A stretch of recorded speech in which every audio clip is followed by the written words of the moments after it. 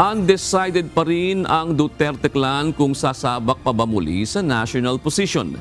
Ito ang mariing sinabi ni Congressman Paulo Pulong Duterte sa media matapos maghain ang kanyang anak ng Certificate of Candidacy na si Rodrigo Duterte II bilang representative sa 1st District ng Davao City sa ilalim ng Partidong Hukbong ng Pagbabago, Hugpong sa Tawong Lungsod o HNP-HTL. Ayon kay Congressman Duterte, maguluan niya ang politika ngayon at magkakaroon pa sila ng pag-uusap sa pamilya kung ano ang magiging plano nila sa eleksyon.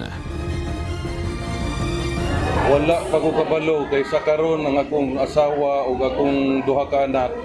Murag di naman ganahan nga lansar ko kay tungod aning gubot lagyan ng administrasyon against sa mga Duterte. So, amo pa istoryahan pamilya kung unsa gyud. Mahibala na ninyo. Antod October 8 naman itong filing.